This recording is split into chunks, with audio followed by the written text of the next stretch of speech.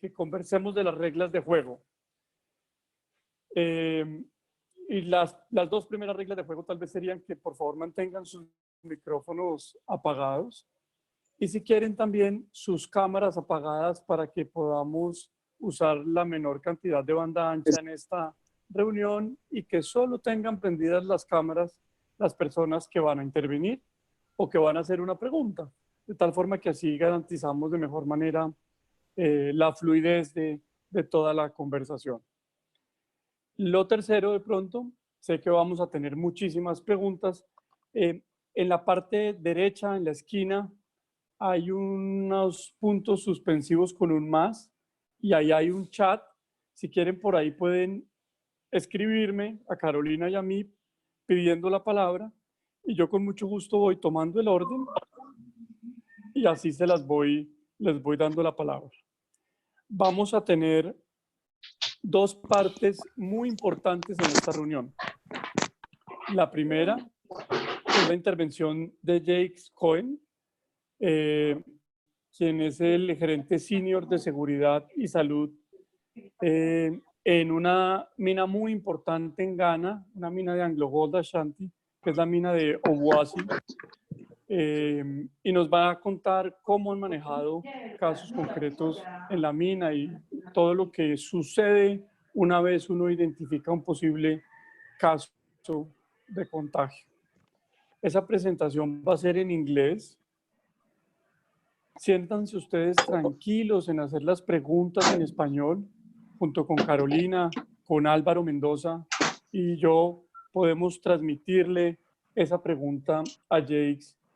Igualmente siéntanse tranquilos si hay algo que no entendieron del todo bien, por favor, por supuesto, tengamos una reunión lo más comprensiva posible.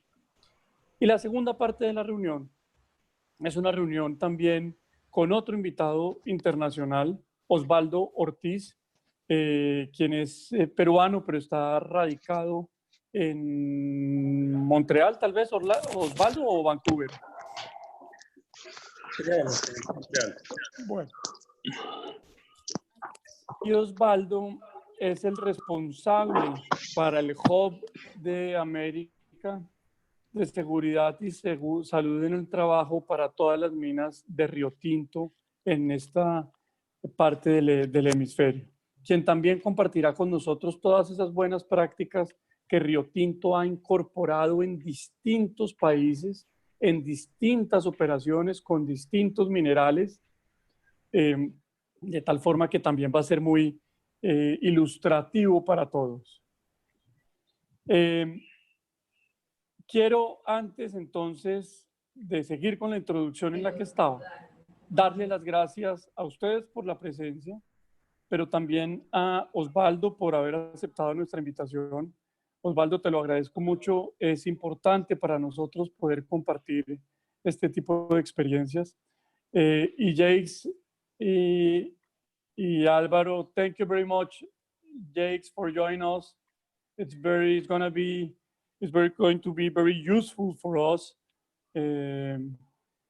Receive from you your experience on what is happening in Obuasi with the coronavirus right now. So thank you very much for being here with us. Thanks. Voy a continuar con mi introducción. Les estaba diciendo que el foco de la asociación en este momento ha sido poder garantizar el trabajo en los decretos presidenciales, en los decretos departamentales, en los decretos municipales, y no ha sido un trabajo fácil, porque la verdad es que ha sido muy extensivo en materia regulatoria esto.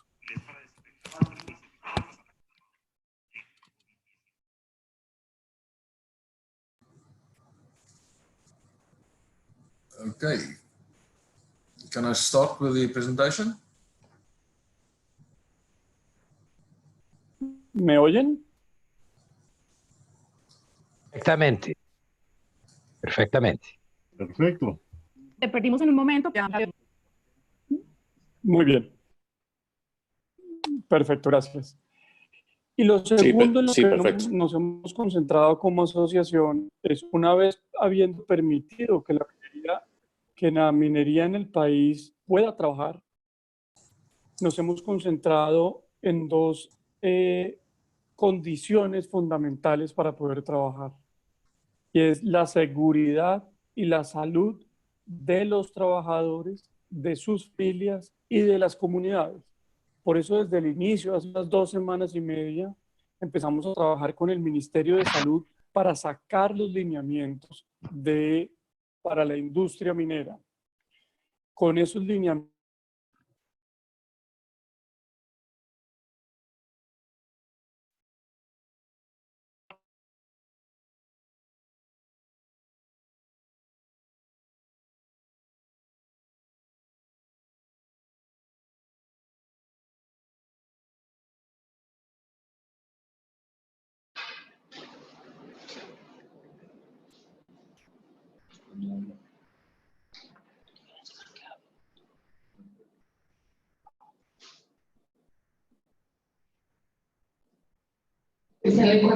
Juan, no te oímos. Pero es que en teoría ya está bueno.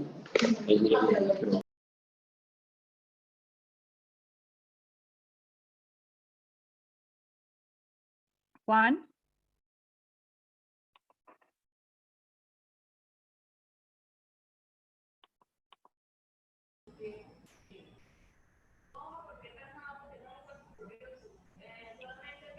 no voy a demorarme más, pero lo que les quería dejar como mensaje, las guías y poder garantizar seguridad y salud de los trabajadores, sus familias y las comunidades. Y este seminario de hoy, este webinar de hoy, continúa, es uno más de una serie de seminarios que hemos hecho en este tópico sobre este tema, para así tener las mejores prácticas implementadas en la operación minera, tanto de exploración como de producción, y algunos que están en construcción y montaje.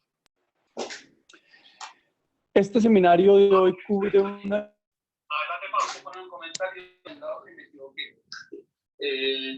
importancia grandísima. Creo que todos han venido incorporando y se han venido incorporando las mejores prácticas en las operaciones. Les Pilson, exacto, muchas gracias. Ya somos más de 100 personas, entonces si hay algún micrófono abierto, de pronto genera ahí unos ruidos que no todos podemos comprender. Entonces, miren, este seminario de hoy tiene una importancia muy grande, y es que el desarrollo, la evolución de la enfermedad en Colombia va a hacer que tarde que temprano en algunos municipios mineros, en algunas operaciones mineras, haya algún caso de contagio. De tal forma que tenemos que estar preparados en nuestras operaciones, habiendo analizado todos los riesgos posibles, habiendo disminuido esos riesgos posibles y riesgos en todas las aristas que esto tiene. Pues por supuesto los de salud, por supuesto disminuyendo esos riesgos, pero también los legales, también lo de las responsabilidades que se derivan de todo esto.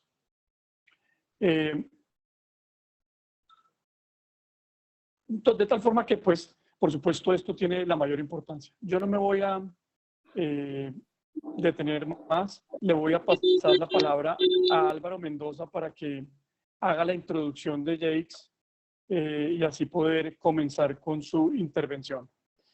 Les voy a pedir nuevamente que hagan una revisión de sus micrófonos, los apaguen, y que también apaguen las cámaras las personas que no van a estar hablando en este momento. Gracias, y por favor, Álvaro, adelante. Muchas gracias, Juan Camilo. Muy buenos días a todos. Un gusto estar de nuevo en contacto, y a ti y a la ACM agradecer el interés permanente y la decisión de acompañarnos en este largo trasegar de lo que será el COVID para las operaciones mineras en nuestro país igualmente. Básicamente, pues AngloGold Ashanti somos una compañía sudafricana dedicada a la exploración y explotación de minas metálicas, oro y polimetálicas. Y en el caso de Jakes, es el gerente senior de salud, seguridad y entrenamiento basado en nuestra mina Obuasi en Ghana. Es una mina subterránea, una mina de aproximadamente 1.500 metros de profundidad, que reinició actividades después de un stand-by y un rediseño para optimizar todo el tema de la seguridad y todo el proceso productivo, operando desde el 2018. Yo utilizar audífonos. Primera onza reproducida nuevamente desde diciembre de 2019. Tiene de interesante el caso que nos va a compartir Jakes, que en Obuasi hemos tenido 10 casos dentro de los trabajadores, 10 casos de COVID, y está la estrecha interrelación entre comunidad, operarios, compañía, porque el tema es una tríada que tenemos también que tener en mente en nuestros programas de promoción, prevención y manejo, casi que sería el proceso de la crisis, cómo abordar un caso de COVID positivo dentro de nuestros colaboradores o contratistas, y es la experiencia que hoy nos viene a compartir, porque como lo decía Juan Camilo, si bien creo que ninguno hemos tenido esta situación adentro de nuestras operaciones, las tendencias que estamos monitoreando todos y vemos están incrementándose en casi 300 y pico de casos diarios en nuestro país. Luego se esperaría que el pico pandémico para Colombia esté entre mayo y junio y nos obliga a estar preparados y que esto sea parte de nuestra gestión de crisis y plan de continuidad de negocio. Entonces, no siendo más, I give you the opportunity to share with us your experience. Please go ahead. Okay, thank you very much. If you don't mind, I'm going to share the screen, so just to use as a bit of a pointer. Right.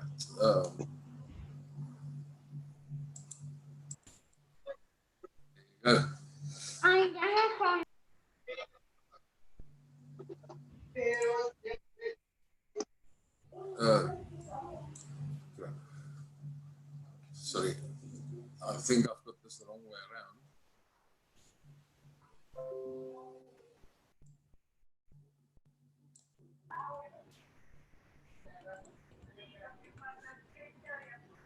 Coronavirus.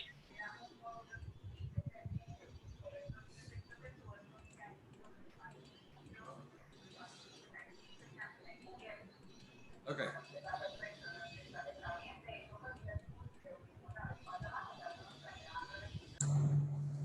If I may carry on, I think, Alvaro, thanks for inviting me to this. And I just want to try and convey where we are, what we've done, and what we are doing to try and keep the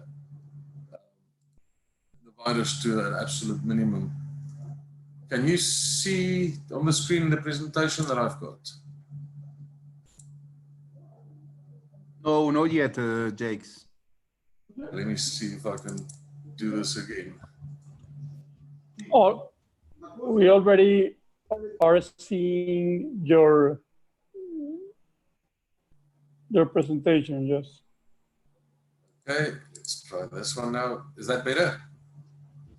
Yeah. Perfect. Right. Yeah, it's here. Thank you. It took me a minute or two to get that through. Sorry about that. My apologies. Okay, just some of the topics that I want to touch on. There's just 5 that I really do need to touch on, I think. It's just the background quickly. What is the strengths, the weaknesses, the opportunities, and the threats that we're going to? Then just a brief on case management, brief on contact management, some of the community issues, and then continuous operation that we need to talk about. Looking at the background, the strengths, we're sitting with quite a strong medical team, and we're in the fortunate position at Obuasi that we've got our own hospital facility as well, which does make it easier to perform proper case management. But it also has its own set of constraints, seeing that, but we'll get to the weaknesses now. The other strength that we're looking at is good international knowledge. There is so much information being shared, and this platform is typically one of them where we are sharing information and we're getting the same from other institutions that's been through this, that are going through it, to assist us and build on their knowledge that they've gained to now. At this stage, Ghana still has a comparatively low transmission rate. We have had 5 cases now today that affects the mine. The town where the mine is have had 22 cases positive reported. We have tested quite a number of people. We also have han sido ignorados y que los pacientes necesitan atención inmediata. What was that? Okay. Sorry for that. It was a microphone that was open, but oh, okay. So I thought somebody. Thank you. I thought somebody asked a question. Right. Then on the weaknesses, we're looking at infrastructure and testing facilities. We do not have in-house testing facilities, and we are dependent on the testing facilities of the government. There are 2 big testing facilities at the moment in Ghana. One is in a town called Kumasi, which is fairly close to us. They do all our testing. And the other one is in Accra, which is the capital city of Ghana. The Kumasi facility is currently swamped with tests. It takes them approximately 10 days to get standard testing done, but we do have an agreement with them, and that's one of the opportunities that we're also using, is that if we flag a test as priority, they do push it through for us within 24 to 36 hours. The other weakness that we have is the isolation infrastructure. The infrastructure in this town, in Obuasi, is not where you would expect it to be in terms of hotels, guest houses, schools, that type of thing that you can use as an isolation unit. So we're busy looking at that, and I'll get to that fairly in the presentation. Then also the hospital is not set up for a contagion outbreak. The hospital was set up to handle medical type emergencies that you could see on a day-to-day operation of the mine. Now, we are working on that, and we're fairly far on it to make sure that we get the hospital up to the point where they can manage a contagion outbreak situation. Opportunities that we've got is that we're looking at setting up our own testing facility, and this is where I think what we need to speak about further. Set up your own testing facility, get the equipment so that you can do testing in-house. If you've got a person that you expect is positive, you do the test, and you not have to rely on an external laboratory to do the testing for you. Improving the hospital capability. We are working very hard in getting the hospital up to the point where they can manage the COVID-19 cases that we expect coming. We are building an ICU so that they've got more than one ICU unit. We're getting a couple of ventilators in for them and all the equipment they need to manage patients coming in. And then involving local community hospitals. And one of the big things we're doing here is when we get our hospitals set up to the point where they can manage the COVID cases, we will refer the normal medical cases to the local community hospital so that we don't mix normal patients with COVID positive patients, which is one of the big problems that occurred in Europe, where the hospitals were treating standard patients, your normal day-to-day medical issues, while they were treating COVID-19 positive cases, and that caused a massive spread of the disease. We are trying to keep those two apart. We want to isolate our COVID-19 cases and make sure that they do not get in contact with other patients. And then the threats, I think there's one big threat: time is against us.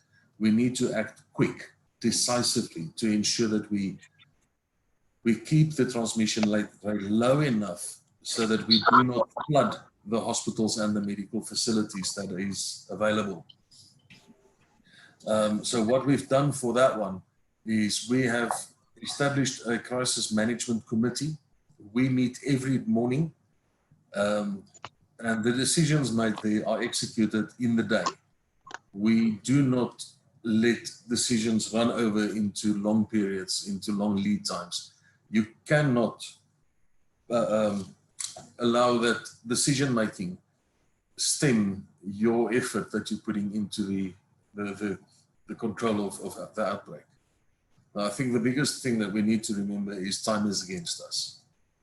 Then, just on case management, suspected cases. If we do get a suspected case, that person is tested immediately and isolated. Before you even get the results of the test back, that person is put into isolation. We then also generate a contact list. And immediately after the confirmation of the testing, that contact list are contacted and they are informed of the fact that they've been in contact with a positive case, or that they've been in contact with a suspected case, but that the case was negative. And then they are also asked to present themselves for testing. That was run fairly quick and very positively, especially with the first couple of cases we've had. I was one of the suspected cases when I came back from South Africa. I walked in just as the first positive case was identified on the mine. I was put into 14-day isolation. I self-isolated at my house and I was tested. I was monitored. You do your own monitoring. And that brings us over to the monitoring of the patients. We've got a monitoring form that is set up for people that are asymptomatic or suspected cases. They do their own monitoring and feed that back to the hospital on a daily basis, as if a hospital person has done the monitoring. When you do go to the confirmed case, a person that tests positive for the virus, but he is asymptomatic or very low-level symptoms that doesn't require treatment or hospitalization, that person is put into quarantine at his own place of residence. And that brings me back to one of the challenges that we have.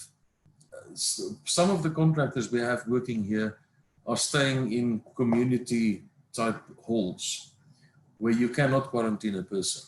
And we are looking at using school facilities, hotels or lodges where we can take a wing or a section of that and make that a quarantine or isolation section where we can put positive people that cannot otherwise be isolated from the general public.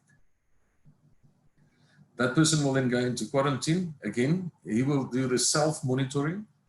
Again, a contact list is generated and the tracing of the contact list and management starts immediately. The day that that person is confirmed as a case, the contacts are being traced and tracked. And all those contacts will then go into isolation pending the outcome of a test. The test is also done on the first day and on the 14th day of isolation. As long as the person remains asymptomatic or very low-level symptoms, there is no need to hospitalize them. It's very mild. It looks like normal cold and flu, and the similar type of treatment is prescribed. Then you go to your symptomatic cases where people start showing symptoms. They're also going into quarantine. The symptoms are being treated. They are being monitored on a daily basis by a healthcare practitioner. Should the symptoms increase in severity, that person will be hospitalized, and then the treatment protocol will elevate from there on. Again, contact list generation, contact list tracing and management happens immediately. And the management of the contact lists are not just contacting them medically, it's also psychological information and reassuring the people, treating them not just for the symptoms, but also the mental impact that this has, because it does have quite a severe mental impact if you put somebody into quarantine. Please stop me if there's any questions along the way as I go along. Right, contact tracing. What we've done is we've established a dedicated team only to do contact tracing. in the beginning, we had about 150 contacts Ahí tiene el audio activo, me pueden escucharlo. that needed to be traced, sorry. So 150 contacts needed to be traced. We did that in a question of 2 days with a very small team. We've now expanded on the team, and they can do contact tracing up to about 100 persons per day. So if you do get a positive person, you know, or you ask him, he presents a list of people that he's been in contact with over the past couple of days. Those contacts are traced. You ensure that they self-isolate. They go to their own places of residence if they can isolate there. Otherwise, we take them to a place where they can isolate, and we treat them as a suspected case until such time as we do the tests. Evaluation of contacts. There's also a team that's established to do the contact testing. So as the contacts are identified, they get a phone call, an address is obtained from them so that we know where they are. The team that is established go to their place of residence where the tests are being performed or where the samples are taken. Those samples are then pushed through to the testing facility as priority samples. And then the normal procedure, like I said, as if it's a suspected case, will be followed until such time as the test results are received back. Then a call is made whether it's necessary to do further testing or whether the person can come out of isolation. On community issues, we communicate to the local community on a daily basis, exactly the same as what we do for our workforce. We post awareness posters in the local community. We assist in sanitizing community markets. We've placed sanitizing aid in various of the local hotspots, areas where there's large gatherings of people. We've placed sanitizing aid, we put sanitizers, we put hand washing facilities. But you've got to take into consideration the town here, mostly people do not have running water. So we've done what they call Veronica buckets, and I'll send you a photo of a Veronica bucket. It's about a 50-liter bucket with a tap attached to it. Under the tap, you've got a typical little basin. We've placed a lot of those in town, and our emergency team go around on a daily basis to refill these containers with water so that the community where there is no running water can still wash their hands according to World Health Organization protocol. We've also, on these buckets, we put stickers and instructions in the local language on how to wash hands and how to properly sanitize your hands. We also engaged the local hospitals and the medical facilities. Like I said earlier, we're assisting the local hospitals, we're giving them the information required, we're helping them with protective equipment to ensure that they can also manage cases should those cases arise. And financial aid as appropriate. We're trying to provide financial aid as we can to the local infrastructure. As a matter of fact, on the communication and engagement of the local community, one of, or more than one of the members of our crisis management team also sit on the municipal crisis management team. So we get information on both sides and we share information to both sides. And I think that is something that any institution can think about, is engaging the local people and the local communities. Then for continuous operation, how we operate still as close to as possible to 100% operability. Plus we've got a project that's running that we're keeping the project going with very little interference. If you look at the progress that we're getting at the moment, it's almost as if there was no outside threat. And how we've done this was we've identified non-essential employees. The non-essential employees are all working from home. We've established the networks for them to enable them to perform remotely their tasks, and it's working. Meetings, that type of thing, is all done remotely. So remote working is the #1 priority. Doing that, you also minimize the amount of people on site. So you minimize the exposure of workers during your busy hours. You don't have 1,000 people at the gate anymore. It's much lower because you've got all your administrative staff working from home with the networks in place. And it, like I said, it's working for us. Social distancing #2. At the workplace, we've got social distancing. We have placed smaller groups of people to do specific tasks so that you do not have a number of people in one small area working. We try and keep the people separated as far as is possible. We've staggered working times. Looking at the project, we have 10 contractors, 10 contracting companies on the project. Their working times are now staggered so that all of them are not at the gate at any one time, trying to get in or trying to get out of the gate.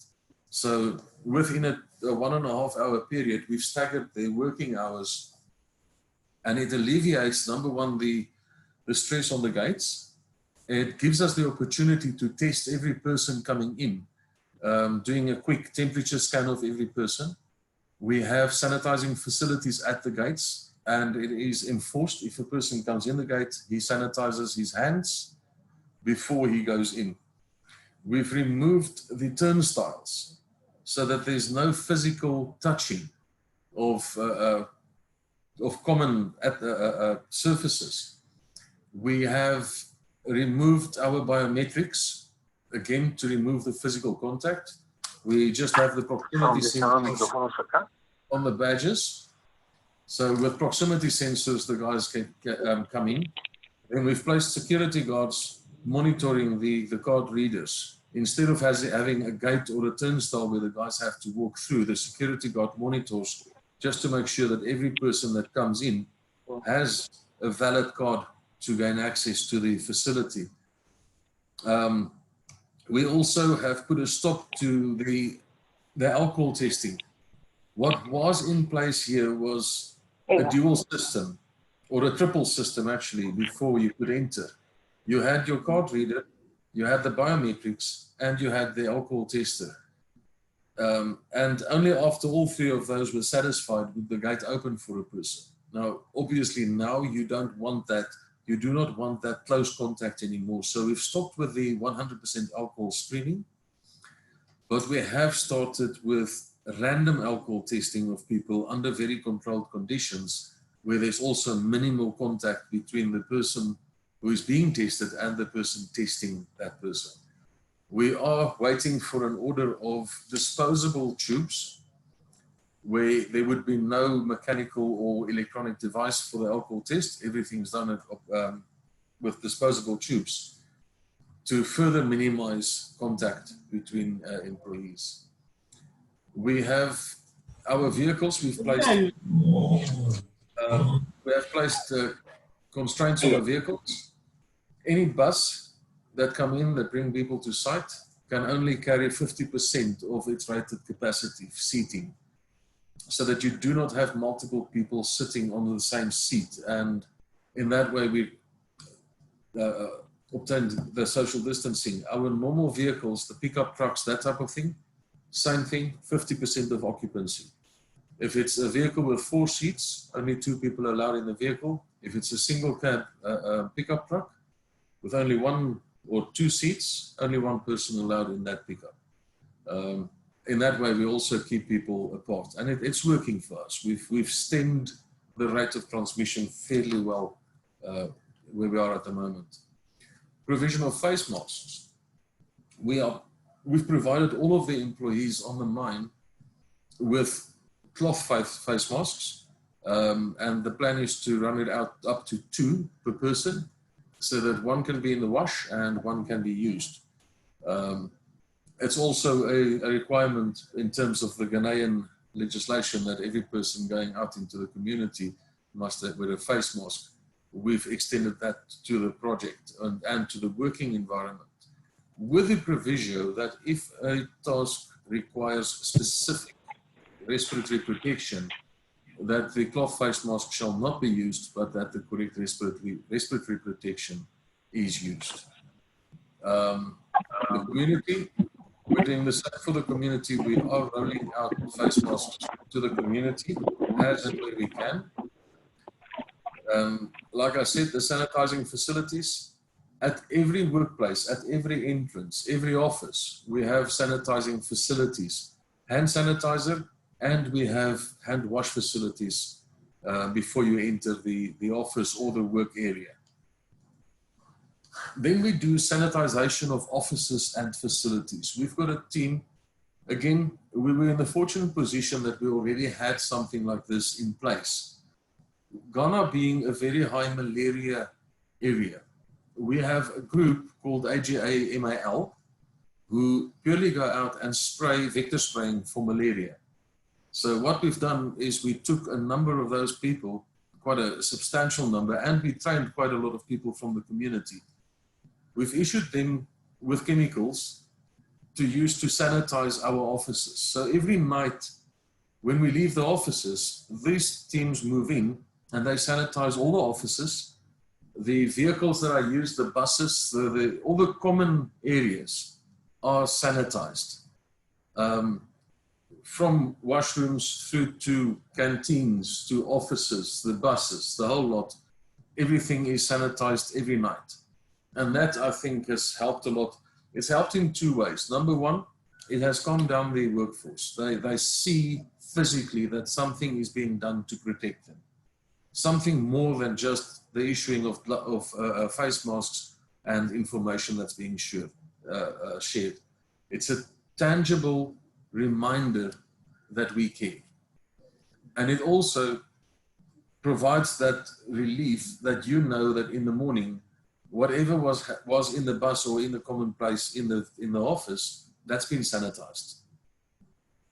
And lastly, what we are doing also is continuous testing. We have at the gate a group of 4, I think it's 4 now, medical personnel with the correct media to collect samples, and it's open for any person. As you walk into the gate, you feel you want to be tested, you are more than welcome to provide a sample. That sample then goes through to the laboratory for testing and feedback is given. Also, if there's a suspected case, we test everybody that could be involved with that case. We had a situation about 2 weeks ago where a visitor came to site. His temperature was measured at the work site of being about 2 degrees higher than what it should have been. In degrees Celsius, he measured at 41 degrees Celsius. That's 3 degrees higher than what it should have been.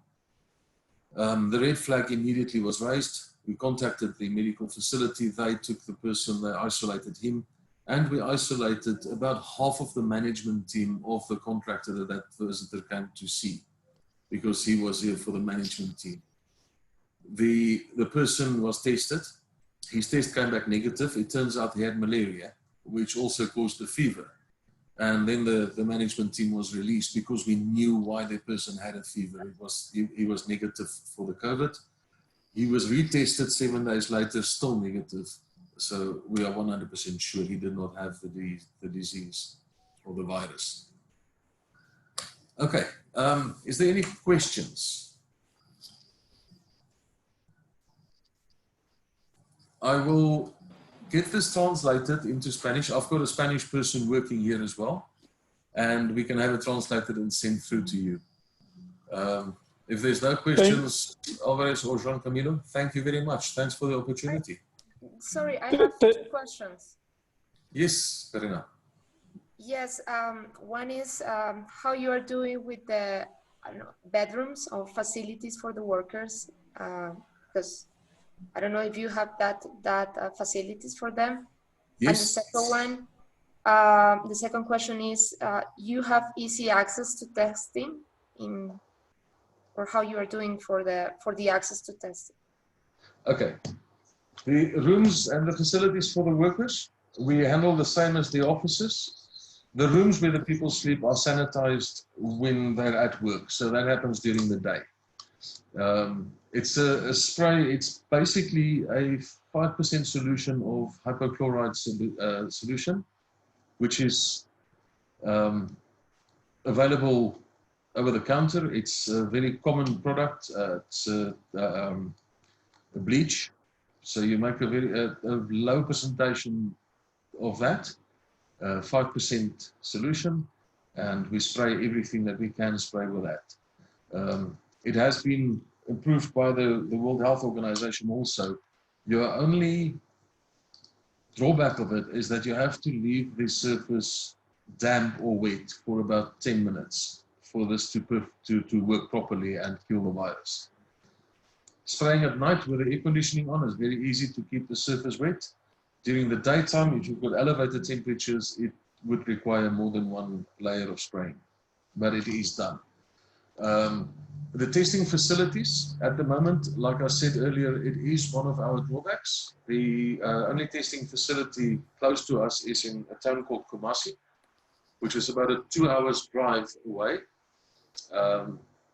And they are swamped with tests, so it takes anything up to 10 days to get tests back from them.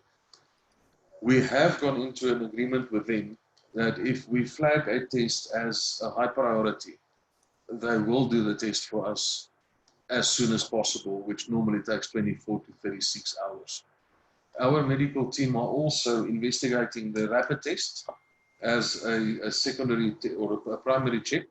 Your problem with a rapid test is that shows antibodies in your blood, and you must have been infected for you to show antibodies. So that's your drawback on the rapid test. Your earlier tests all takes about 12 to 24 hours to develop, but we are also looking at equipping the local hospital with that. So we'll be able to do the test in-house in a very short turnaround time. Okay, thank you. Thank you, Jakes. Thank you very much for your presentation. Mauricio Acevedo tiene otra pregunta. Mauricio, por favor. Sí, Juan, si quieres puedes leerla porque la hizo por el chat.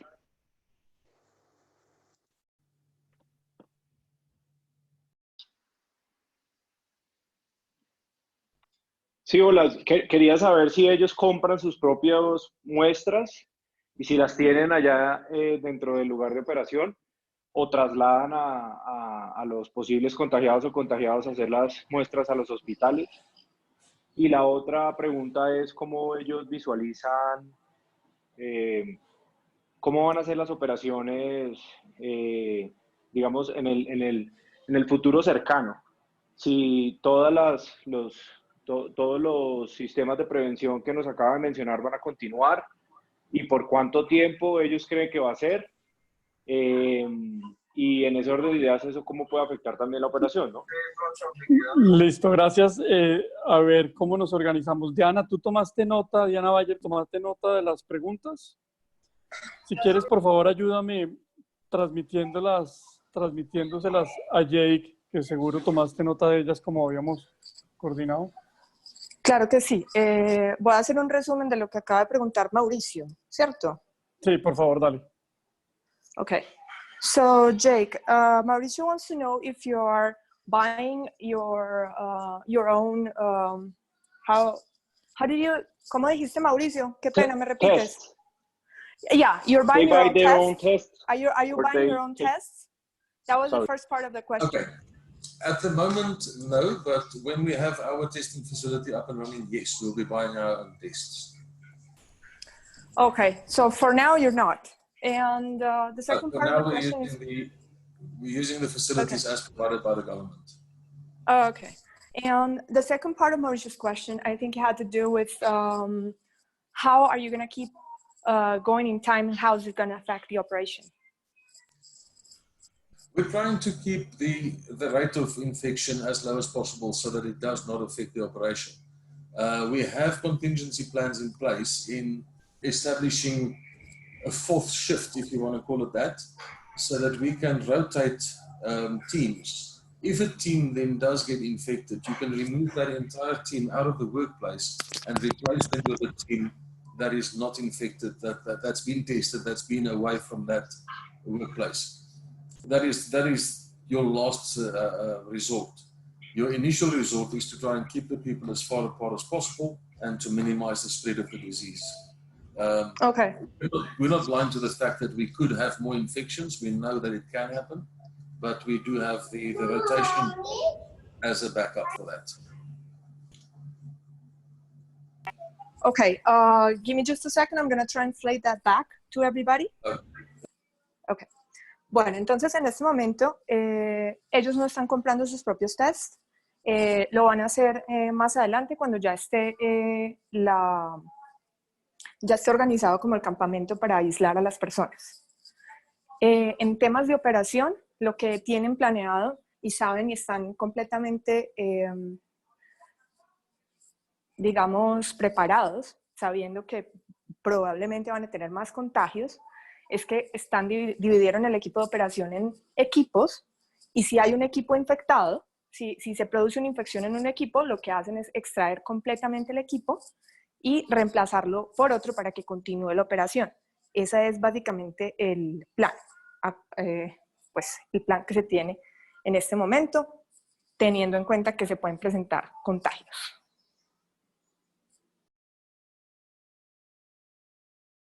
Gracias, Diana.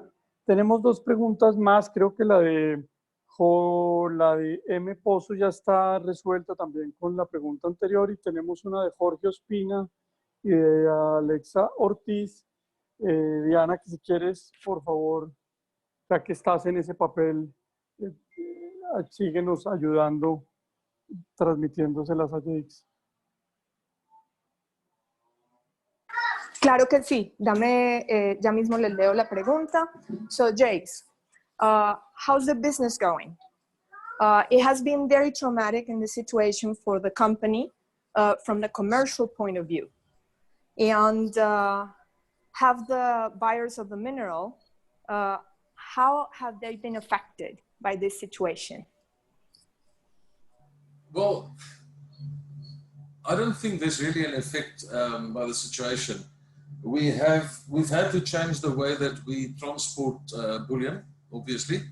We're now using a private charter, but it is still happening, so we're not starving the market. Other than that, it's basically business as normal at the moment. The big thing is our people don't move. We have a small contingency of our people stuck in South Africa. They cannot come back because of international international stoppages of air transport of people. And the people that are in Ghana cannot go back to their houses. That is the non-Ghanaians, the expats for that matter. But we're all a group of people that's been in these situations before, and we're managing that. Commodity-wise, it has not really affected us yet. Diana, excúsame, y si quieres puedo complementar brevemente el tema desde la perspectiva de crisis. Como claro que sí.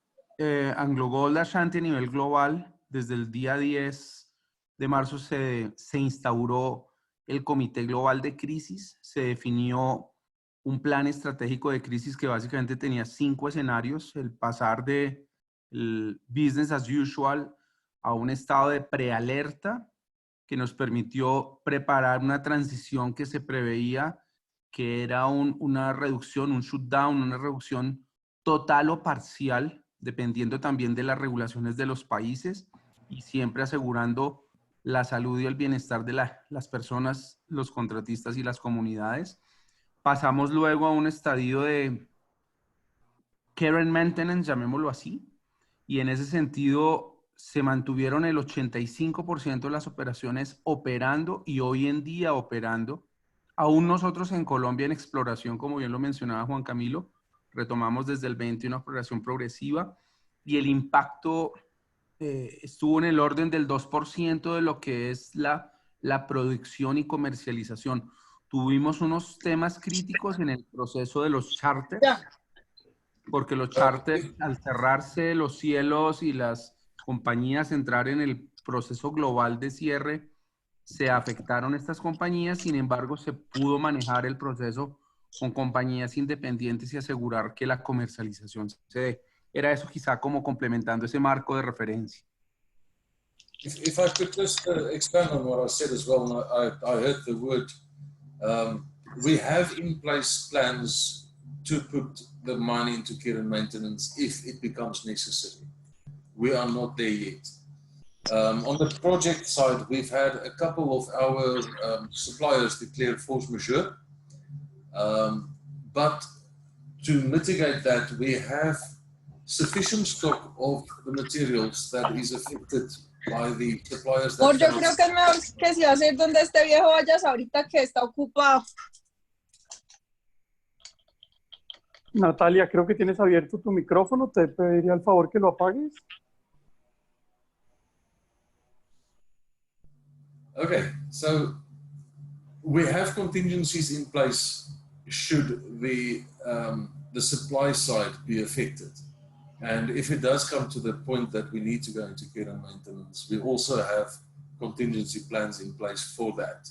But like I said earlier, fortunately, we are not at that stage yet. Okay, so I'm gonna also summarize what you just said and what Alvaro complimented very quickly. Bueno, entonces básicamente él dice que no ha afectado mucho el negocio, que lo que ha pasado es que se han visto afectados en el tema de los expatriados, porque el problema pues del transporte sí es inminente para todos y la gente que está fuera del país no puede regresar y están todos, digamos, entre comillas, parados. ¿Qué hay ahora? Es un protocolo que está establecido para no afectar muchísimo la operación, pero digamos que la afectación principal ha sido el tema de los expatriados. A eso se estaba refiriendo James. No sé si hay algo más para aclarar frente a esta pregunta. Yo creo que podemos continuar con las otras preguntas. Ok, entonces voy a traducir que las haga yo o dale, bueno, si quieres haz las tres en bloque y con eso Jakes las responde en bloque. Voy a hacer las tres en bloque entonces. Okay, so we have a question from Daniela. She's asking about what has been the health protocol and the safety protocol that you consider most important regarding communities in the influence area of the project and how that has been and how the social impact has been. Now, the other question is if income has lowered and if you have a definition of what's the lowering of that margin in order to keep the operation going. And do you have psychological support to mitigate that panic because of COVID? Do you have that for employees and also for the community? Yeah, we have in place psychological support. So we've got a couple of psychologists on standby. Should anybody need it, the invitation is out to the broader community and to our workforce that should they need psychological support, it is there for them. We also monitor the people that are being isolated to see where psychological support is required, and it is given to them. On the financial side of it, I can not really comment on that. I don't have the information to say what the financial impact is on the local community or on the persons working at the mine. What was the third part of the question? The best part that we've done is basically went into a lockdown. We're preventing people from traveling, or not preventing, we are advising against traveling to outlying areas that is seen as hotspots. Should a person have to travel to an outlet or to a hotspot, like Accra, for instance, or Kumasi. That person goes into voluntary isolation on his return and works remotely until such time as it is satisfied medically and, well, until we're medically satisfied that the person has not been infected because of the travel that he or she has undertaken. We've got the control measures in place for that. And that combined with the tracking and the tracing capabilities that we've put in place right at the start, I think has prevented us from being inundated with cases. And also on the financial side, I do know that the government of Ghana has set aside quite a substantial fund to assist people that are affected by this virus. Okay, let me summarize that you just said. Bueno, entonces básicamente el resumen de estas respuestas a estas varias preguntas que se han hecho, hay un protocolo.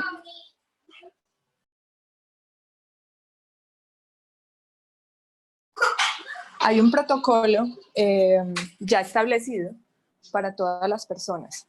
¿Cómo ha sido el éxito para que ellos no tengan una oleada de contagios grandísima? Han mantenido los protocolos de aislamiento de una manera supremamente estricta.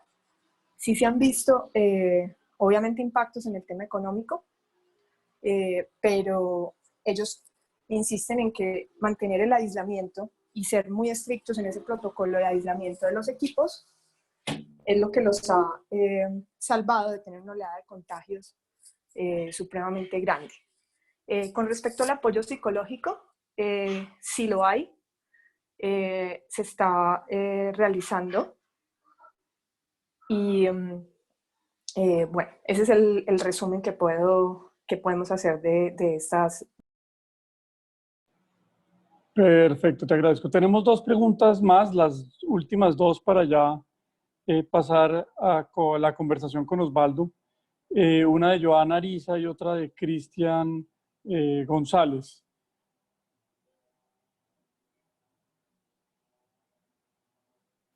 Así es, voy a leerles la pregunta en este momento. So, Jace, one of the questions is, in the operation right now, how many people do you have effectively working? And how the situation has impacted the salaries or the income to the personnel? And Okay, the other question, oh, okay, yeah. Okay. Yeah. We've got about approximately 2,000 people in total, 1,500 on the project and about 500 on the operations side. You could say 2,500 people. At this stage, there has been no impact on the income of the people because we have not gone into a care and maintenance situation or anything. I'm not sure if there will be any impact, but at this stage, not. Oh, perfecto. Nos responde que tiene 2.500 personas trabajando de manera efectiva y esto no ha tenido ningún efecto en los salarios ni en los ingresos del personal. La siguiente pregunta ya la voy a hacer. How have you planned to change the shifts? This personnel come and go from the mining complex? Okay, from the mining side, we're running a 3-shift system at the moment, and the plan is to get a 4th shift in place. So you're making some of the shifts smaller so that you have a 4th shift that will be able to take over should one of the shifts be affected by the virus. On the project side, it wasn't really necessary to do that. We're just working normal day shift, and the way that we've separated the people from each other, that should be able to mitigate that impact. Good, Jakes. Well, Perfect. Thank you very much. Thank you. It was really, really interesting for us and very useful for the time that we are now right in front of us. So thank you very much, Jakes, and you are more than welcome to join us in the next part of this conversation with Osvaldo. Thank you so much. I do appreciate it a lot. I will unfortunately have to leave now for another Juan, meeting, un minuto. but I will rejoin We have the, after the meeting. Great. Thank you. Jakes, Thank we you. have the translation. I will get you a translation for that. Thank you, Caroline. A todos les vamos a mandar la presentación, por eso es importante que por favor registren en el chat. Estamos poniendo la lista de asistentes, registren no solamente esta presentación traducida, sino también una serie de documentos que Jakes Cohen nos mandó para compartir. Ok, thanks, Jakes. Y muchas gracias, Álvaro, también por tu compañía y por ayudarnos con todo el contacto con Jakes. Le voy a dar la palabra a Osvaldo Ortiz, pero antes quiero también darle la bienvenida a Jorge Jaramillo, el secretario de Minas de Antioquia, que nos acompaña también desde temprano. Así que, Jorge, te agradezco mucho que estés acá acompañándonos y pues tu presencia le daba a este webinar un nivel y una trascendencia distinta, así que muchas gracias.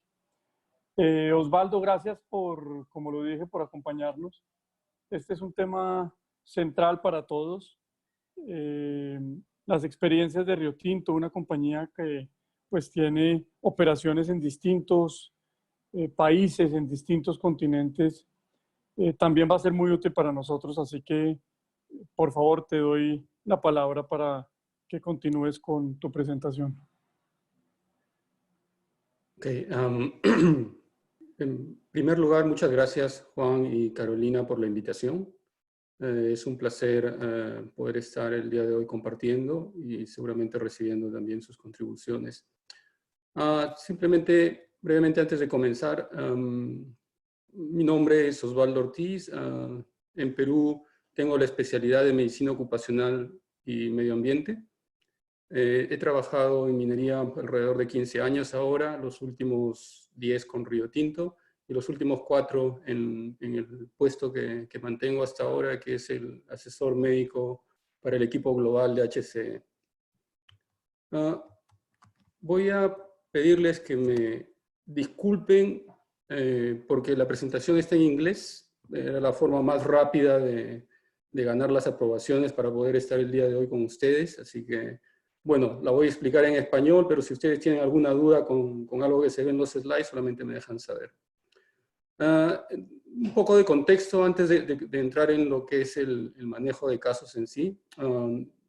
Todos sabemos que hacia la tercera semana de enero aproximadamente ya se había producido muchísima bulla con respecto a la pandemia o al brote que recién ocurría en China.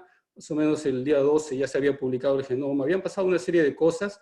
Y bueno, nosotros tuvimos nuestra primera alerta el día 20 hacia el 21, cuando una de nuestras embarcaciones que iba de China hacia Australia tuvo un trabajador que presentó síntomas, eventualmente tuvo que ser evacuado con helicóptero. Finalmente fue un caso que resultó teniendo un resultado negativo en las muestras que se tomaron de hisopado, pero bueno, fue la alerta que nos hizo ya comenzar a preparar una respuesta primero localizada regional, y eventualmente ya a nivel global a partir aproximadamente de fines de enero, que estuvieron nuestros equipos de manera global en stand-by y luego ya en full acción más o menos a partir del final de la primera semana de febrero y full acción desde el 11 de febrero preparando la respuesta. Esta respuesta al inicio estuvo organizada, como dije, de manera regional. Ya cuando tuvimos que parar una respuesta más global, se conformaron 2 equipos de crisis, que dentro de Rio Tinto en realidad se llaman de resiliencia. Como pueden ver allí, un equipo estaba orientado más que nada a los controles de salud, seguridad, medio ambiente, y el otro estaba viendo la parte comercial. Ustedes saben que el tema de cierre de fronteras y eventualmente las medidas cada vez más estrictas que fueron adoptando los gobiernos presentaban muchos retos para las cadenas de abastecimiento en ambos sentidos, en los minerales. Y también otros BRTs, otros equipos de resiliencia más pequeños se establecieron para cada grupo de productos. Todos estos equipos estaban orientados a darle soporte a los equipos de crisis o de resiliencia en nuestras operaciones. Cada uno de los equipos en realidad elabora un plan. Esto es muy sencillo. Nosotros tenemos un plan general de pandemia que pasa por distintas fases, desde el monitoreo hasta que uno toma acción. Pasa por una etapa de prevención, preparación, stand-by y luego acción. Y estos son fácilmente transferidos luego a unos planes que son sumamente prácticos porque uno lista una serie de acciones que va a tomar en cada una de las etapas y cada una de las etapas tiene un gatillante o tiene una serie de indicadores que permiten ir activando esas acciones de manera secuencial. La final en ese tema de acciones fue esa etapa roja y bueno, pues tenemos un pequeño equipo que nos ayudó a revisar que todos esos planes de manera conjunta, que en realidad eran como 100 más o menos, estuvieran todos alineados y enfocados en lo que se tenía que hacer en una primera fase de respuesta.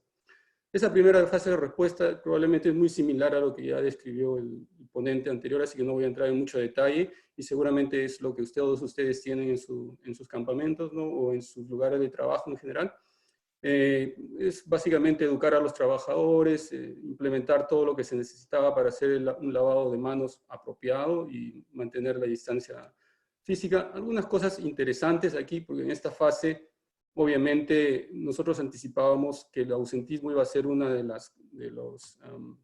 los retos a superar, así que como parte del plan de continuidad de nuestros negocios, básicamente lo que se hizo fue identificar aquellos puestos que se consideraban esenciales para las operaciones o para las oficinas y crear redundancias, es decir, entrenar a más trabajadores en hacer esos puestos y segregar equipos, tal cual lo ha hecho Anglo American, ¿no?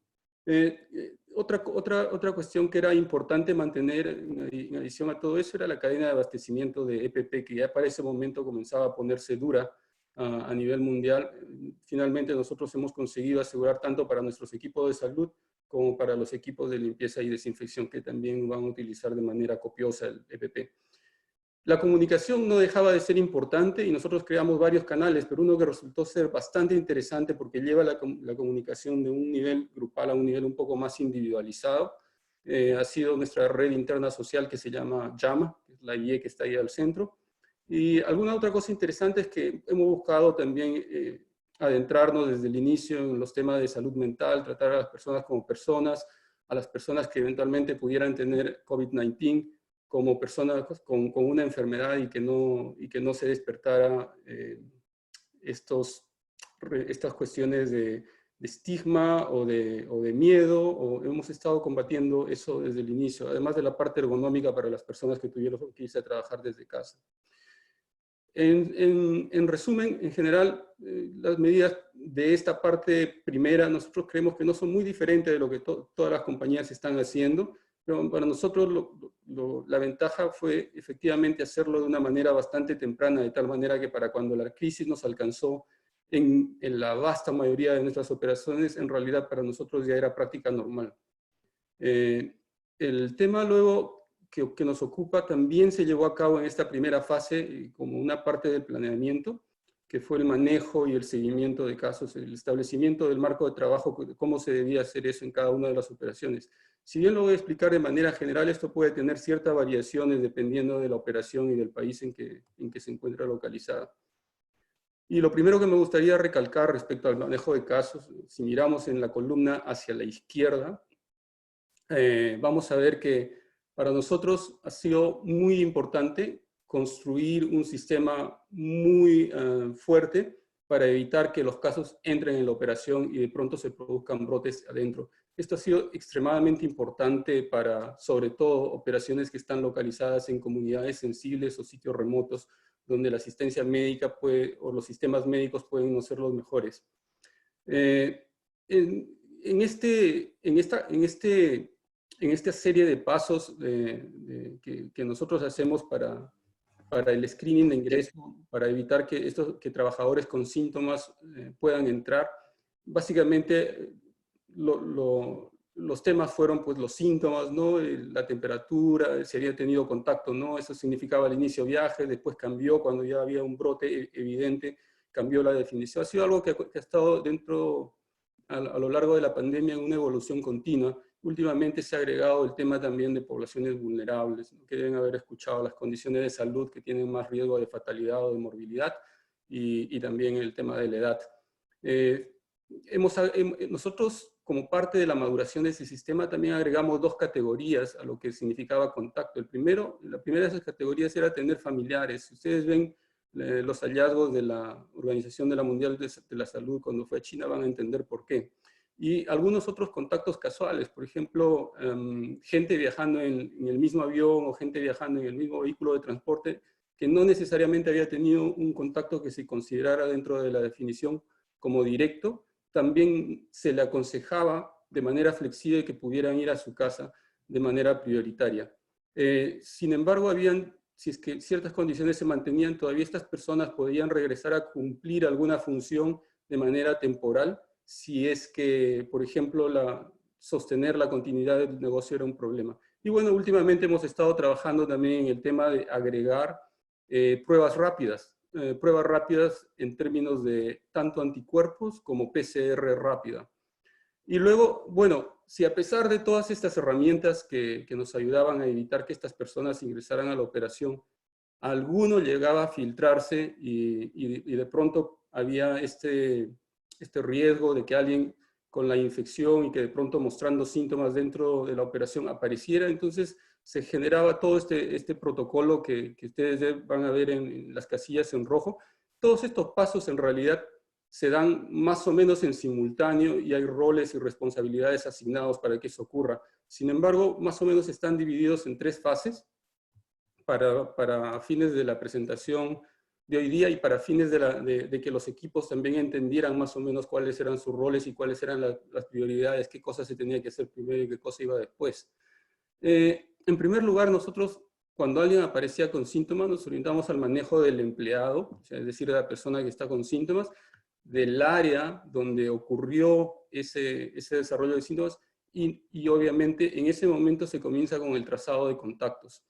En términos del empleado, se brindó educación a todos los trabajadores, así como a los líderes, para que el empleado que estuviera mostrando síntomas no fuera al centro médico, tampoco fuera a ver a su supervisor, sino que ya de por sí se autoaislara lo más cercano posible al lugar donde comenzaron los síntomas y llamara por teléfono a su líder o por videoconferencia a su líder.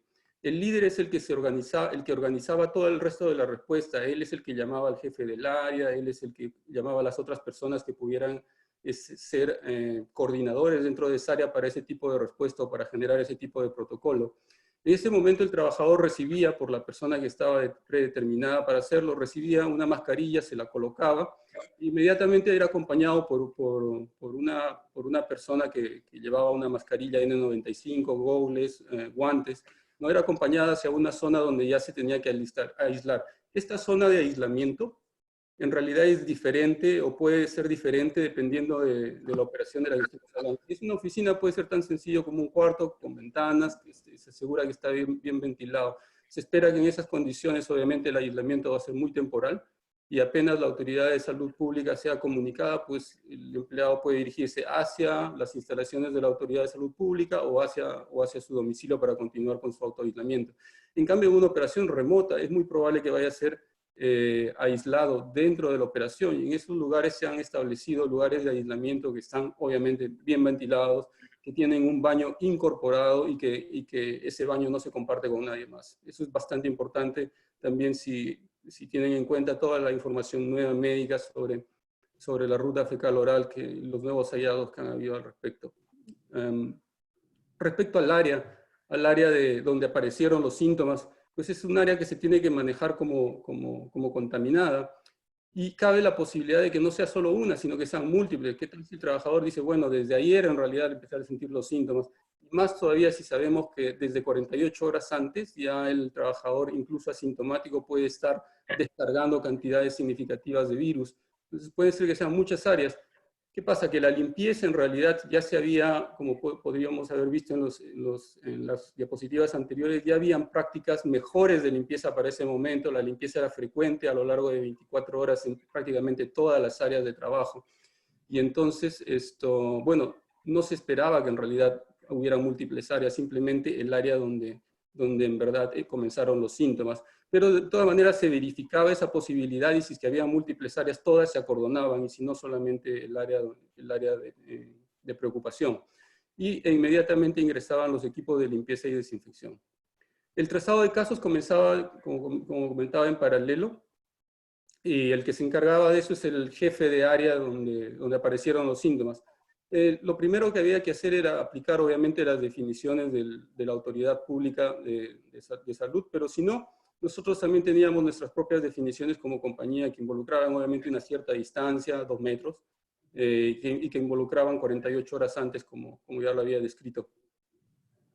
Los trabajadores que eran determinados como contactos directos, obviamente para este momento todavía no estamos seguros si es que es una gripe o realmente es COVID-19. Esos contactos directos en realidad todavía podían continuar realizando sus funciones. Sin embargo, el jefe de área ya comenzaba a contactar a los otros equipos para que estuvieran en stand-by en caso de estos primeros contactos tuvieran que aislarse, ¿no? En una segunda fase, obviamente, se produciría la evaluación clínica y epidemiológica de la persona, obviamente de la mano de la Autoridad de Salud Pública primero. Si es que la Autoridad de Salud Pública no consideraba pertinente algún tipo de manejo, pues el personal de la operación se encargaba de hacer ya el protocolo que estaba preestablecido. Entre otras cosas, aparte de la parte clínica, se incluían cosas como rayos X, por ejemplo, en zonas remotas, el recuento de células, y la posibilidad de hacer telemedicina con especialistas que también estaban previamente contratados. Algo interesante fue que nosotros siempre desde el primer momento contemplamos la posibilidad de hacer pruebas dentro de esas operaciones remotas, porque obviamente van a ayudar a determinar cosas tan críticas como si el vuelo charter que está preestablecido tiene que volar una vez más y cosas así, ¿no? No hemos conseguido tener esas pruebas disponibles solamente en una operación, y voy a hablar de eso al final de mi presentación.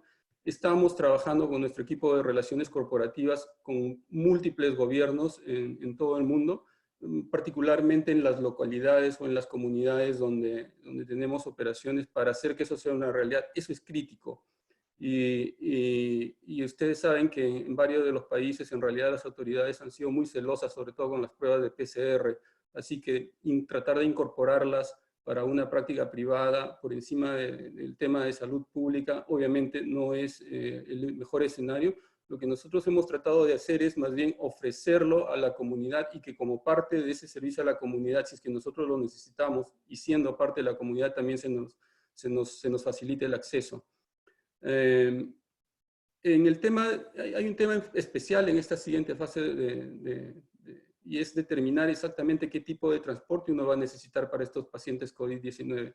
En zonas muy alejadas, como ya lo dije, donde solamente se llega con avión, probablemente necesites un charter separado que esté a dedicación completa, como ha ocurrido en nuestras operaciones en Australia, o probablemente necesites algún otro tipo de vehículo de suficiente tamaño si piensas trasladar múltiples personas. Por ejemplo, podrían ser aquellos que finalmente fueron contactos directos, o simplemente una ambulancia si es que solamente estás pensando en que vas a necesitar solamente trasladar a la persona que está enferma. Como digo, eso es importante planearlo con detenimiento, porque eso va a impactar directamente en los recursos de equipo de protección que vas a necesitar implementar. No es lo mismo implementarlo para una ambulancia que implementarlo para otro tipo de vehículos. Además del entrenamiento, que el entrenamiento en ambos casos para el personal que va a estar encargado del transporte es diferente.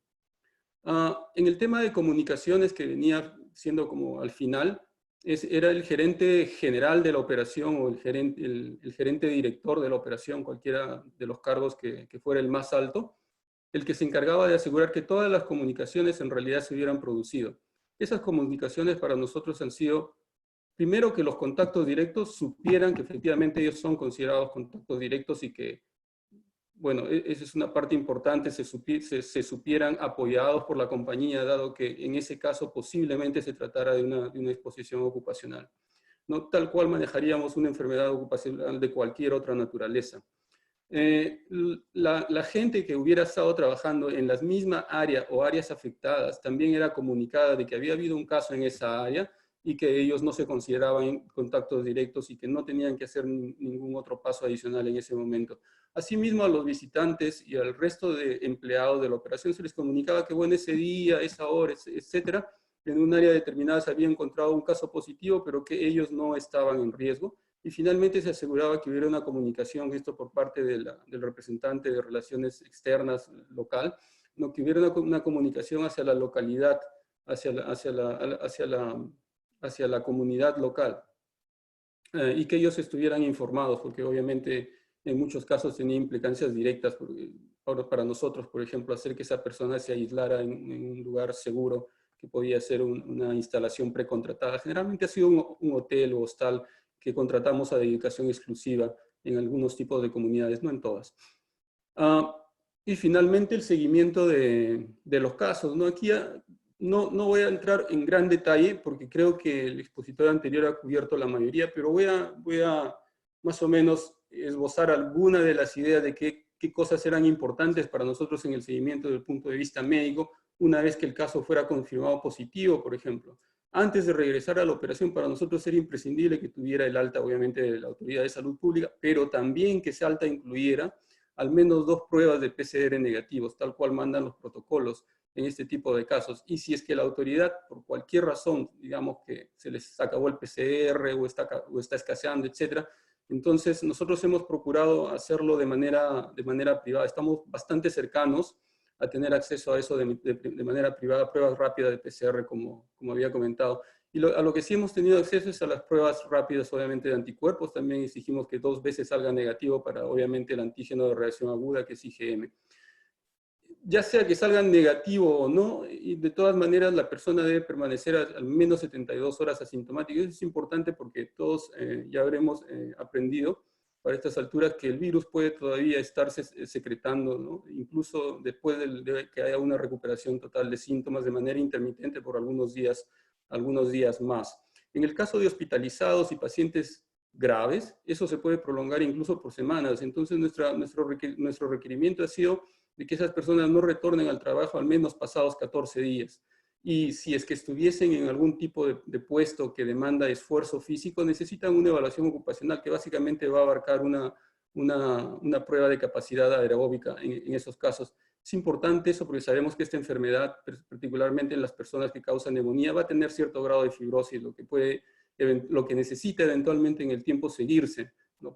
Y si va a ser una persona que eventualmente va a estar expuesta a polvo, como es más o menos común dentro de la minería, pues, o a humos, como es más o menos común dentro de las fundiciones, entonces necesitamos saber al menos algún tipo de evaluación basal de esos trabajadores. Por último, teníamos la preocupación, como había mencionado, de la ruta fecal, ¿no? Donde se ha observado que el virus puede estar todavía siendo excretado por semanas, y obviamente eso implicaba que tuviéramos un poco más de cuidado con trabajadores que manipulan alimentos, aquellos que estaban encargados del aseo, limpieza, y con el personal de salud mismo, si es que el personal de salud llegara a ser infectado. Así que para estas personas, como todavía no tenemos claro hasta ahora cuál es el rol de esa vía fecal oral, y dada la interacción muy estrecha que hay con otras personas, nosotros decidimos que esos fueran dados de alta para regresar a trabajar por el médico ocupacional regional de nuestra compañía. ¿Por qué el regional? Porque en realidad no en todas las operaciones y no en todas las oficinas existe un médico ocupacional. En algunas existe, y en esas obviamente el médico ocupacional local toma la iniciativa, pero en las que no existe es el médico ocupacional regional. Los trabajadores que hubieran resultado positivo, además reciben un reforzamiento en el tema de educación, de que no deben compartir objetos como cubiertos o como el cigarrillo o como los vasos, después que se han recuperado del cuadro por al menos 2 semanas más, ¿no? Y que a la hora de ir al baño, particularmente en casa o en la compañía, ¿no? Antes de bajar la palanca tienen que cerrar la tapa y luego tienen que lavarse copiosamente las manos. ¿Por qué? En los hospitales, en varios estudios en Singapur y Surcorea, encontraron que la mayor cantidad de superficies contaminadas estaban en el baño, y una de las teorías es que efectivamente al bajar la palanca se produce ese aerosol, pues, ¿no? del agua que salta, y dado que el virus está presente en las heces todavía mucho tiempo después, ese riesgo existe. Obviamente eso disminuye el riesgo para nuestros trabajadores de limpieza y desinfección as well. También. Esto un poco para reforzar la primera idea que lancé en la diapositiva anterior. para nosotros es trabajar en capas de control, es ir estableciendo barreras en realidad, de las cuales la prioridad obviamente son tener bien claro que todas las personas que necesitan aislarse van a mantenerse aisladas. Eso no es negociable. O sea, eso si bien alguna flexibilidad puede haber para algo temporal, la identificación de puestos, como digo, esenciales y la segregación de equipos, crear las redundancias para asegurar la continuidad del negocio es importantísimo, porque eso después te va a permitir ser lo más inflexible posible con el tema de autoaislamiento. En segundo lugar, la distancia física, obviamente, ya ustedes saben eso, el lavado de manos, ¿no? La reducción de que hayan puntos donde las personas puedan estar juntas o contactarse, o cosas como los botones de ascensor donde todo el mundo los toca, ¿no? Y la limpieza de superficies. El uso de máscaras lo hemos contemplado también, en algunos lugares se ha implementado, en otros no. No consideramos que sea un control crítico a estas alturas, lo hemos dejado más a la legislación. Sabemos que en Estados Unidos, por ejemplo, lo están incentivando, así que nosotros básicamente en esas operaciones sí lo hemos considerado, en otras no necesariamente. Y bueno, estamos ahora madurando nuestros sistemas de cuestionario para que sean, digamos, más rápidamente realizados. Y bueno, encima de eso estamos poniendo protocolos un poco más ya direccionados en el tema de monitoreo de temperatura. Hemos migrado en un inicio de un sistema en el que había múltiples opciones a una opción que es la preferida, que es el hecho de tener termómetros individuales para cada trabajador. Y aparte de eso, si hace sentido, se colocan esas cámaras con sensores y eso en las puertas de entrada. Pero si no hace sentido, en realidad con lo de los trabajadores nosotros estamos a gusto. Es mucho más efectivo, más rápido, se alinea con los ritmos circadianos que uno tiene que monitorear y además crea responsabilidad en el trabajador y le da la seguridad también de que va a poder monitorearse en casa si es que lo necesita.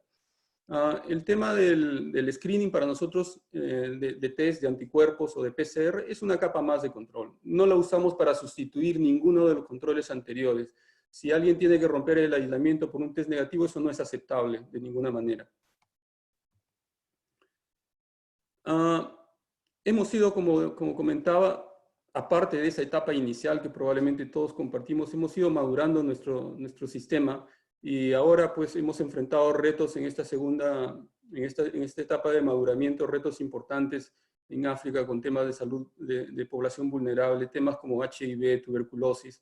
Hemos hecho además un análisis de riesgos adicional para ver si es que algo se nos había escapado en la primera fase, ¿no? Esto consiste en talleres regulares donde hay una lluvia de ideas por gente bastante senior, ¿no? Y por ejemplo han salido cosas como, ok, aseguramos la cadena de abastecimiento de equipo de protección. ¿Y qué pasa con la comida en zonas remotas, por ejemplo? Okay, ¿cómo aseguramos que esa cadena de abastecimiento no se rompe? Y cosas así, ¿no? Algunos de esos riesgos que no parecen tan evidentes al inicio se han ido manejando bastante bien de esa manera. Hemos creado con la empresa Forwood un control de riesgos críticos, ¿no? que nos ayuda a monitorear en tiempo real, quiero decir día a día, todos los días, cuál es la cantidad de cumplimiento que tenemos para todos los controles que están implementados en esas primeras capas en verde del slide anterior, ¿no? Mantener la distancia física, etc. Si alguna botella en gel, por ejemplo, se quedó vacía y no se repuso a tiempo, todas esas cosas, queremos saber si en verdad los controles están todo el tiempo efectivamente implementados. Tenemos un equipo senior de líderes senior, también dedicados completamente a trabajar estos temas. Ese equipo ha establecido dos equipos más, uno de comunicación que ha creado una red, digamos, desde las partes o desde las esferas más altas del corporativo de la compañía hasta las operaciones en la parte de abajo. Es una red que se asegura de que todos los mensajes sean consistentes, que tengan el mismo cuerpo, que se encargan de recoger las inquietudes de todas las operaciones, consolidarlas y de pronto creamos respuestas en conjunto, ¿no? Es un poco lo que hace la OMS a nivel mundial, pero más enfocado a la parte corporativa. Y tenemos finalmente una oficina que se encarga ahora de ya establecer un proceso más sistemático para la creación de documentos o de herramientas en general, ¿no? Ya hay un desarrollo de estas herramientas y documentos más sistemático y pasa por una serie de aprobaciones antes antes de que se haga antes de que se liberen hacia los usuarios finales, que son las operaciones. Algunas cosas más que estamos madurando, estamos todavía pensando cómo vamos a regresar a las oficinas, cuáles van a ser nuestros gatillantes en esos casos, ¿no? Sabemos que existe variabilidad en el tema del monitoreo, del número de casos, el número de hospitalizaciones. Recientemente se habló también de algunos sesgos, por ejemplo, en el conteo de muertes, etcétera. Entonces, todas esas variables tenemos que tenerlas en cuenta antes de volver a nuestras oficinas en aquellos países en los que nos encontramos en confinamiento. Finalmente, ha habido un cambio en los rosters, por ejemplo, y estas cosas pueden impactar en la fatiga, en la salud mental, etcétera. Entonces, ha habido todos unos programas que se han armado al respecto para darle soporte a aquellos trabajadores que tuvieron que cambiar, por ejemplo, de un 2x3, etcétera, a un 30x30 y más o menos eso. Rápidamente, para contarles un poco y reforzar este tema de que en realidad el monitoreo de anticuerpos o la prueba rápida de PCR son solamente una capa más. Por ejemplo, en las instalaciones occidentales en Australia que tenemos, es probablemente el grupo de productos más grande que nosotros tenemos, nuestro grupo de hierro. El monitoreo o la implementación de esta prueba de anticuerpos comienza en realidad en casa. Esa es la primera parte, ¿no? El trabajador se hace su autochequeo, se aplica su cuestionario, se toma su temperatura y si falla en esas pruebas se queda en casa, no va al aeropuerto. Esta es una operación que es fly in, fly out. Si una vez que llega al aeropuerto se han instalado, como pueden ver ahí en la fotografía, instalaciones bastante completas y bien implementadas, ¿no? Llega y es recibido en una de esas estaciones por una enfermera, o por varias enfermeras en realidad, que aplican el cuestionario nuevamente y hacen reflexionar a la persona si en realidad esto tuvo o no tiene ninguno de los síntomas y si llenó bien las cosas en casa o no. Y además, los trabajadores, si es que pasan eso, van a ir a otra estación donde los espera otro grupo de enfermeras que les van a tomar la temperatura con termómetros de mano. Si fallan cualquiera de esas dos pruebas, regresan a casa. Y para eso hay transporte que se ha establecido como dedicado ahí exclusivamente para transportar a ese tipo de personas que pueden estar teniendo síntomas. Son sintomáticos respiratorios, ¿no? La persona o el chofer que lo va a conducir a casa obviamente va portando su mascarita N95, va con sus guantecitos y sus gogles.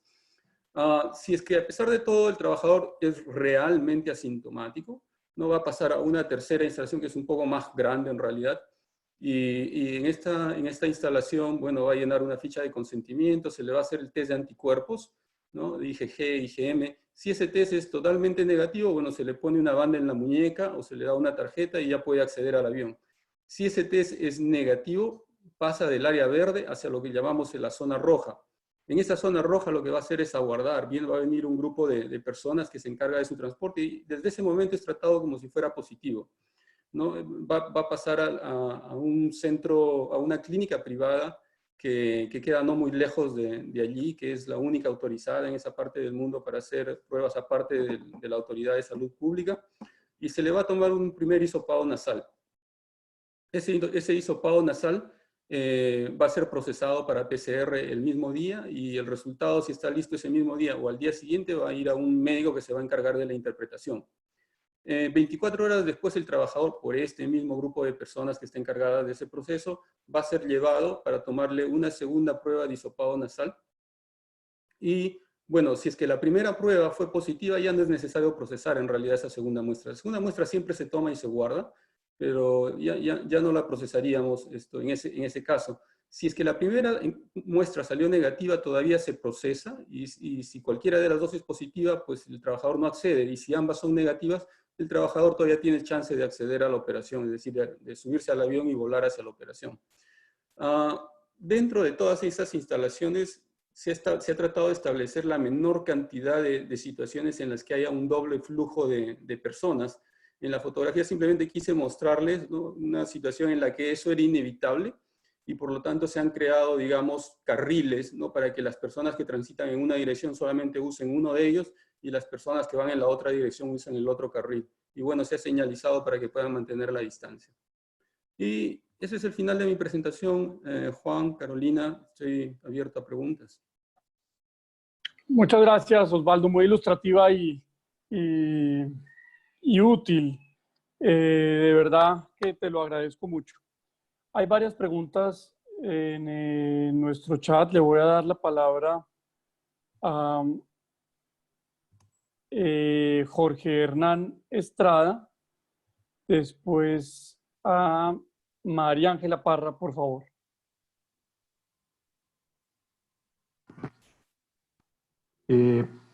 Buenos días, muchas gracias por esta oportunidad. Básicamente lo que yo quería preguntar, pues primero, ¿cuál es el nivel de temperatura que ustedes manejan como límite?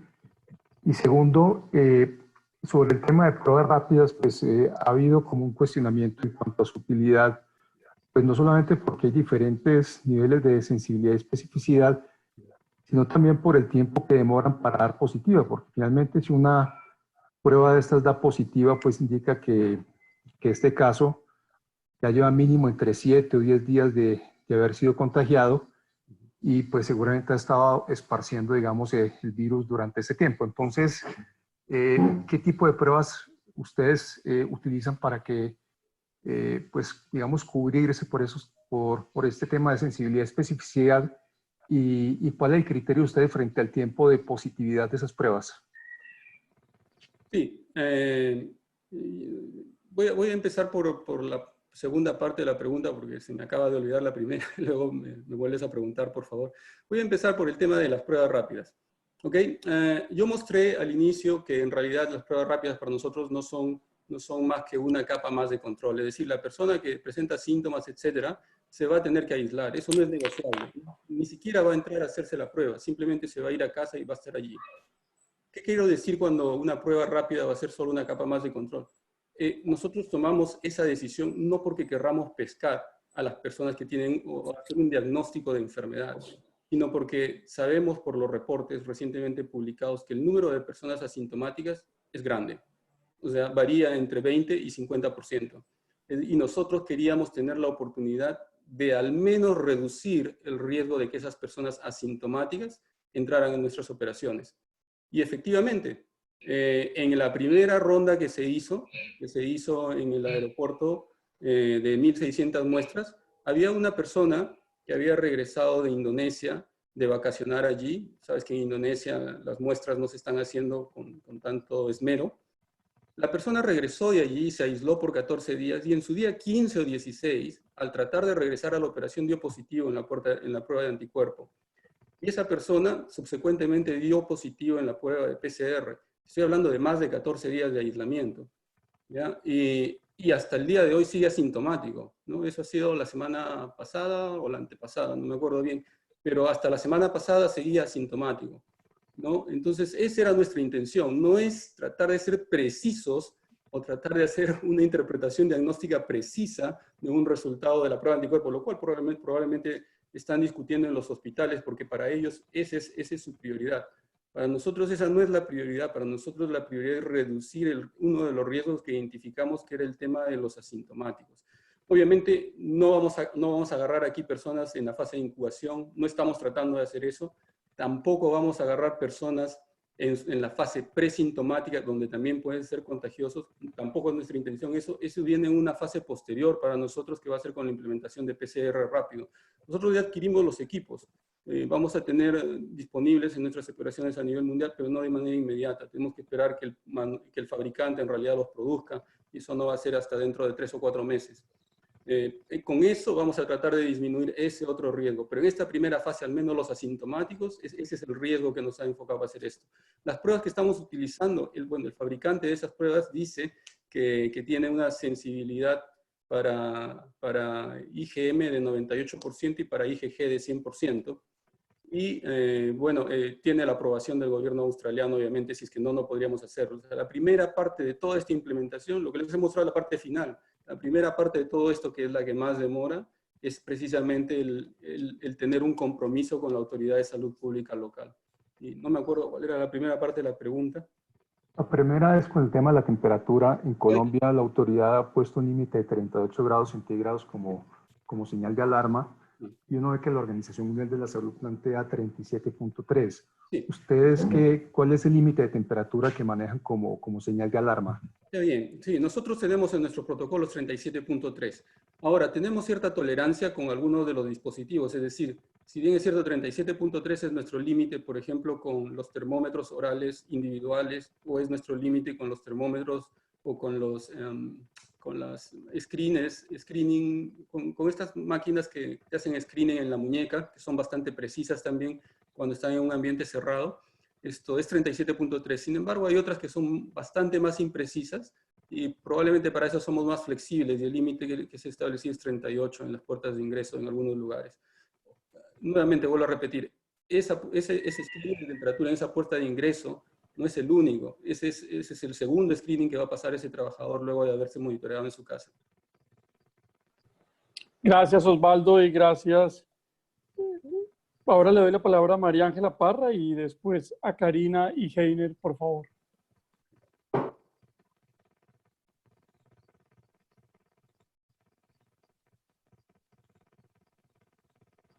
María Ángela. Sí, buenos días. Adelante. Buenos días. Sí, yo tenía una pregunta acerca, que llegué un poco tarde a la conferencia, ofrezco excusas, sobre los criterios que ustedes han tenido y de qué forma lo han manejado para realizar las pruebas rápidas, si es que son pruebas rápidas lo que hacían a los colaboradores de ustedes.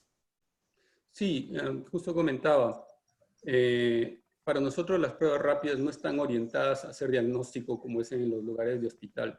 Nosotros los usamos como una capa más de protección meramente ocupacional y el riesgo al que están orientadas las pruebas para nosotros son precisamente casos asintomáticos, ¿no? Esa es la función que tienen dentro de nuestro sistema. En una etapa posterior nosotros vamos a procurar mejorar o disminuir todavía más el riesgo orientándonos hacia los presintomáticos, incluso quizás hasta el periodo de incubación extendernos un poco mediante la implementación de pruebas de PCR rápidas, que eso todavía no lo estamos haciendo. La prueba de anticuerpo, mientras tanto, nos está ayudando con el tema de los asintomáticos. ¿Y lo están haciendo de forma aleatoria o se lo aplican a todos o con qué periodicidad? Ya, en el único lugar que está implementado se hace de tres maneras. Se aplica a todos antes de embarcarse en el avión. Luego se le da la oportunidad a todo el que desarrolle síntomas, que no hemos tenido ninguno hasta el momento, dentro de la operación. Y finalmente se hace un muestreo aleatorio durante la rotación, además. Gracias, María Ángela. Le doy la palabra a Karina y a Heiner. Buenos días. Osvaldo, mi pregunta es, ¿cómo han manejado el tema de los casos positivos con las autoridades locales y hacia las comunidades del área de influencia? Sí, mira, nosotros las comunidades en las que operamos son un poco distintas de las que existen en las realidades que tocó el expositor anterior. Nosotros no tenemos solo una operación ahora en África y en realidad no tenemos operaciones, solo exploraciones en Sudamérica. Entonces, desde ese punto de vista, para nosotros el tema de comunidades es un poco diferente la gestión. Es más que nada comunicación, ¿ya? Pero en el tema de los casos que hemos tenido positivos ha sido una comunicación privada, primero a la familia y luego a la autoridad de manera muy privada. No ha sido una comunicación, digamos, en medios de comunicación masiva, porque también hay un tema que se analizó bastante con nuestra área de legal y de relaciones corporativas, que es el tema de privacidad. Y estos temas de privacidad y de información médica, etcétera, son muy delicados en los dos países más importantes que operamos, que son Canadá y Australia. Así que existe esa comunicación, pero es bastante caso por caso y tenemos bien claro que la familia es la prioridad, la autoridad de salud pública es la segunda y no más allá de eso en realidad. Heiner y Cristian, por favor.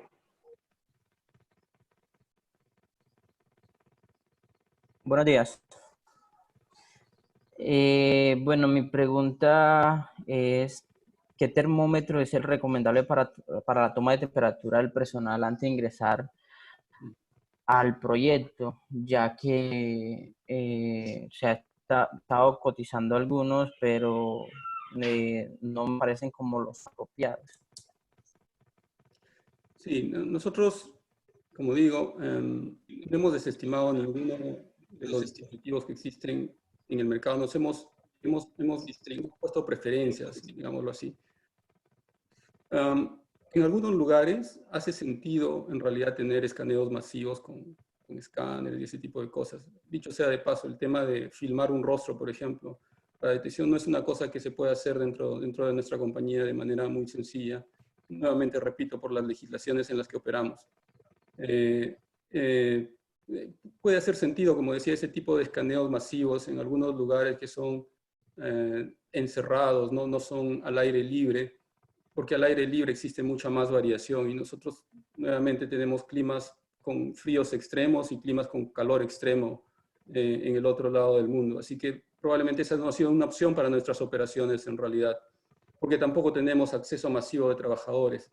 Sin embargo, en algunas de nuestras oficinas sí se ha implementado ese tipo de escáneres, por ejemplo en Singapur, donde no solamente accedemos nosotros, pero acceden además otras 10 compañías dentro de la misma torre, el mismo edificio. Son cientos, si no miles de empleados transitando al mismo tiempo.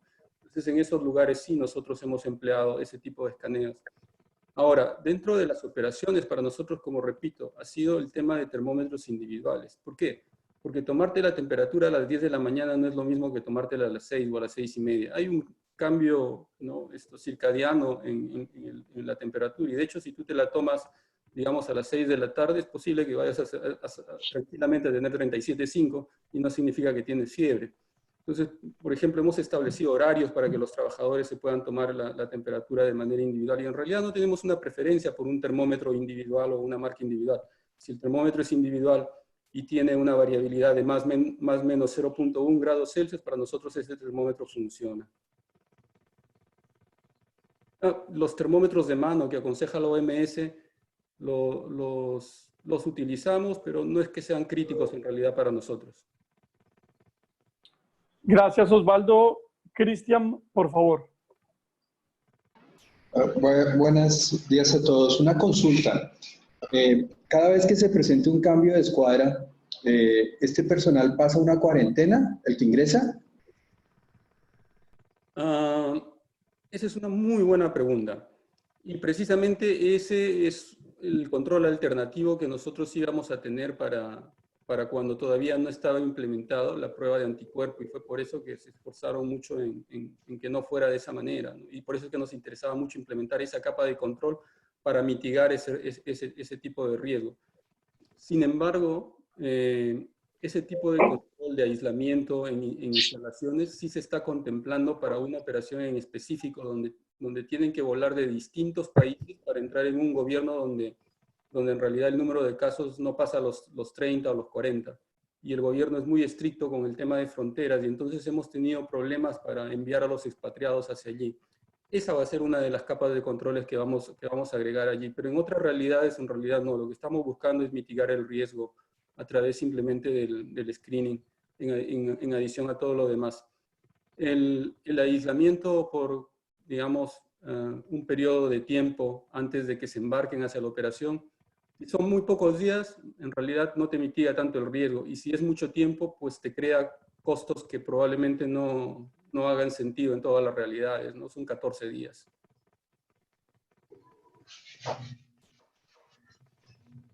Muy bien, sigue K. Blanco. Perdónenme que no identifico el nombre, está así. Bien. Karina, tal vez. Sí. Muchas gracias. Buenos días a todos. Gracias, sigue, por favor. Mi pregunta es, según los protocolos que ustedes están manejando, con una persona es positiva y ha estado en contacto con más personas, supongo que retiran de la operación a ese grupo completo. ¿Y es por cuánto tiempo retiran a esa escuadra? Pero ya yo tengo un pedazo en esa empresa, pues yo trabajo para mi propia empresa. Sí, bueno, como habíamos explicado en el resumen. Perdóname, Natalie, creo que tienes abierto el micrófono, si lo puedes apagar, o Liliana o Nayalit, te lo agradezco. Tecnología, siempre sucede. Bueno, así es. Sí, como habíamos explicado hace unos instantes en la parte de resumen, voy a ampliar un poco más. En realidad, cuando una persona comienza a mostrar síntomas dentro del trabajo, todavía no sabemos si es positivo o no. En realidad lo que tenemos es una persona que es un sintomático respiratorio. Esa persona se va a aislar, se va a tratar como positivo. Los contactos en ese momento, potenciales contactos directos, se van a comunicar además y se van a monitorear, pero todavía no requerimos para ese momento que se aíslen. Después de todo, no van a ser contagiosos hasta luego de un periodo de tiempo, ¿no? Se le realiza el test al trabajador, ¿no? Donde se tiene disponible y donde no se le transporta hacia la autoridad de salud pública. Para esto, el jefe de área ya está contactando a los equipos de backup, porque normalmente hay más de un equipo de backup para mantener el tema de negocio, si es que esos son puestos críticos. Ya está contactando a los otros equipos y esperamos que si en algún momento no se puede realizar el test o se realiza el test y sale positivo, más o menos dentro de las 48, 72 horas, este equipo que fueron los contactos directos ya debería estar saliendo fuera de la operación junto con el trabajador que dio positivo, si esa era la pregunta. Y hay un equipo de backup que está entrando, que obviamente estaba segregado, por decirlo de alguna manera. Gracias, Osvaldo. Dentro de mi pregunta estaba también por cuánto tiempo, no sé si les ha pasado ya, pero por cuánto tiempo retiran a ese grupo. Sí, 14 días luego del contacto. 14 días. Vale, muchas gracias. Gracias, Karina. Veo que no hay ninguna otra pregunta más en el chat. Así que, Osvaldo, te agradezco mucho. Creo que lo que has compartido, igualmente... perdóname, la doctora Joana Ariza tiene una pregunta adicional. Sigue, Hola, por favor, es Joana. que, qué pena.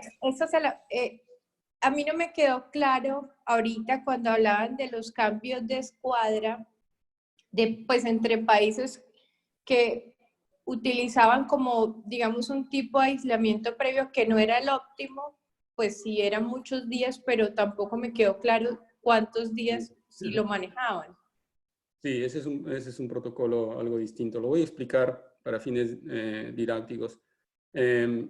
Nosotros requerimos que las personas que están volando de Australia hacia Mongolia, para ser exactos, se aíslen en un hotel que está precontratado de dedicación exclusiva para esa población que va a volar y regresar de Mongolia. Se aíslan allí por 7 días primero. Al final de esos 7 días se les practica la prueba rápida. ¿De acuerdo? Entonces, todos los que salen negativos ya están, digamos, expeditos para volar hacia Mongolia. Nunca llegan a aterrizar en ningún aeropuerto de Mongolia, aterrizan directamente en el aeropuerto de la operación. En ese aeropuerto en la operación se conducen directamente a la zona de aislamiento y se mantienen aislados por otros 7 días más. Al final de esos 7 días se vuelve a repetir la prueba de anticuerpo. Y si vuelve a salir negativo, entonces ya están listos para integrarse a sus operaciones en campamento. De vuelta, el screening no es necesario en realidad. Ahora sí, gracias. No hay de qué. Perfecto, Osvaldo y todos. Nuevamente muchas gracias, Osvaldo, por tu tiempo. Igualmente a la compañía y a todos los que hicieron posible que participaras con nosotros durante esta mañana. Ha sido de la mayor utilidad. Creo que el interés de todos es compartir buenas prácticas, implementarlas en las operaciones y entre todos así garantizar una seguridad mayor para nuestros empleados, sus familias y las comunidades. Ese ha sido nuestro propósito como asociación. Una vez logramos ya poderlo tener las excepciones a toda la cadena de la industria minera.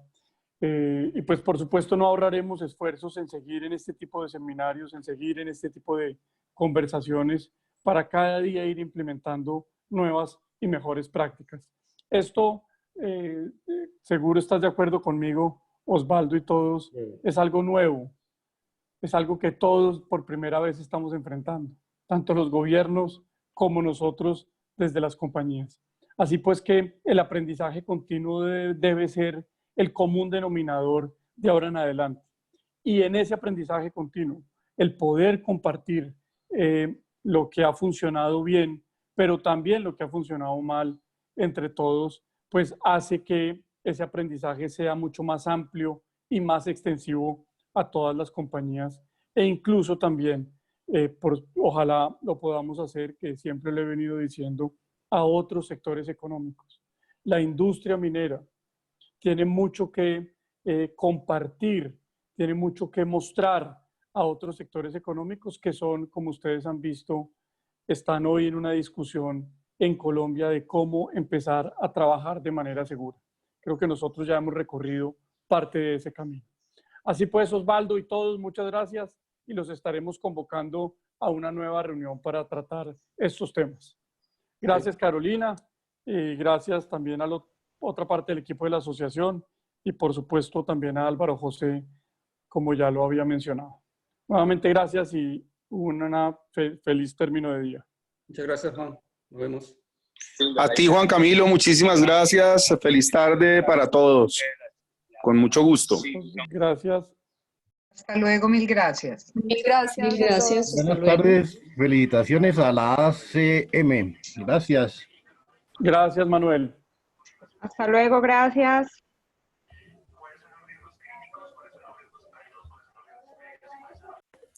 Hasta luego, gracias.